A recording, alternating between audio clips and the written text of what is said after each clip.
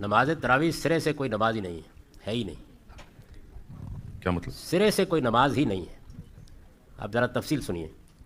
ہمارے دین میں 5 نمازیں شب و روز میں فرض کی گئی ہیں ہر مسلمان پر. یعنی 2 رکعتیں فجر کے وقت، 4 ظہر کے وقت، 4 عصر کے وقت، 3 مغرب کے وقت، 4 عشاء کے وقت. یہ ہر مسلمان پر فرض ہے. اتنی عبادت اس نے کرنی ہے، خدا کے حضور میں حاضر ہونا ہے. یہ اللہ تعالیٰ کے ساتھ ہمارے تعلق کا تقاضا ہے. رسول اللہ صلی اللہ علیہ وسلم پر 6 نمازیں فرض کی گئی تھیں. یعنی عام مسلمانوں پر 5 اور رسول اللہ صلی اللہ علیہ وسلم پر 6. اس کو قرآن نے سورہ بنی اسرائیل میں بیان کیا ہے. اقم الصلاۃ لدلوک الشمس الی غسق اللیل وقرآن الفجر. اس کے بعد کہا ہے ومن اللیل تہجد بہ نافلۃ لک، کہ اے پیغمبر آپ کو ایک چھٹی نماز تہجد کا اہتمام بھی کرنا ہے، اور یہ آپ کے لیے ایک زائد نماز ہے. تو رسول اللہ صلی اللہ علیہ وسلم بڑے اہتمام کے ساتھ 5 کے ساتھ یہ چھٹی نماز بھی روزانہ پڑھتے تھے. یعنی آپ پر تہجد کی نماز بھی فرض کی گئی تھی. رسول اللہ صلی اللہ علیہ وسلم کی پیروی کے شوق میں مسلمانوں نے بھی تہجد کی نماز پڑھنا شروع کر دی. اس کا ذکر بھی قرآن مجید میں سورہ مزمل میں ہے. طائفۃ من الذین معک، یعنی صحابہ میں سے بھی کچھ لوگ اللہ تعالیٰ کہتے ہیں کہ آپ کے ساتھ پڑھنے لگ گئے ہیں تہجد کی نماز. تو تہجد کی نماز نفل نماز تھی عام مسلمانوں کے لیے. نفل نماز کوئی بھی پڑھ سکتا ہے. رسول اللہ پر فرض تھی صلی اللہ علیہ وسلم، تو صحابہ میں سے بھی کچھ لوگ پڑھنے لگ گئے. رمضان کے مہینے میں لوگوں کو زیادہ شوق ہوتا تھا کہ وہ اٹھ کے تہجد پڑھیں. تو بعض لوگوں نے جو مثلا مزدوری ساری رات سارا دن کی ہے اور کوئی مصروفیات ہیں، تو انہوں نے حضور سے یہ عرض کی کہ کیا اللہ ہمیں اتنی رعایت دے سکتا ہے کہ ہم تہجد کی نماز پھر سن لیجئے، تہجد کی نماز عشاء کے ساتھ پڑھ لیا کریں.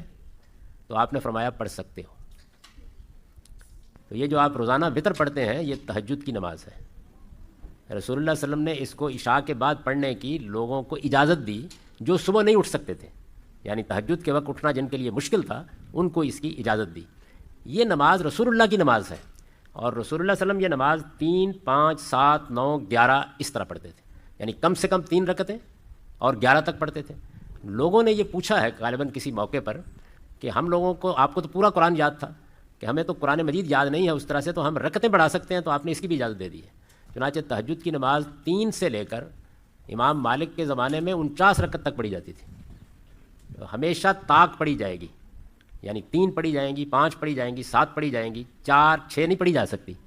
تو یہ تہجد کی نماز ہے. عام دنوں میں آپ وطر کہہ کے اس کو پڑھتے ہیں. عربی میں وطر کہتے ہیں طاق کرنے کو. یعنی جو آڈ نمبر ہے اس کو وطر کہا جاتا ہے. عربی میں اگر یہ کہنا ہو کہ آپ کسی چیز کو طاق کر لیں، اس کے نمبر آڈ کر لیں، تو کہا جاتا ہے اوتر. اس سے لفظ وطر بنا ہے. تو یہ وطر جو آپ پڑھتے ہیں عام دنوں میں یہ تہجد کی نماز ہے، حضور کی اجازت سے پڑھی گئی. یہی نماز ہے جس کو آپ عشاء کے بعد پڑھ کے تراویح کہتے ہیں. اس کو تراویح کا نام کیسے پڑا؟ لوگوں نے جب زیادہ رکعتیں پڑھنی شروع کی شوق میں، تو وہ آرام کرنے کے لیے ہر 4 رکعت کے بعد بیٹھ جاتے تھے. عربی میں اس بیٹھنے کو ترویہ کہتے ہیں، اس کی جمع ہے تراویح. یہ نام بھی ایسے پڑا. تو یہ اصل میں تہجد کی نماز ہے. یہ ایک نفل نماز ہے. آپ پڑھیں اللہ بہت اجر دے گا، نہ پڑھیں تو آپ کے روزے کو کچھ نہیں ہوگا، وہ پرواز کرنے میں کہیں تھک کر نہیں بیٹھ جائے گا.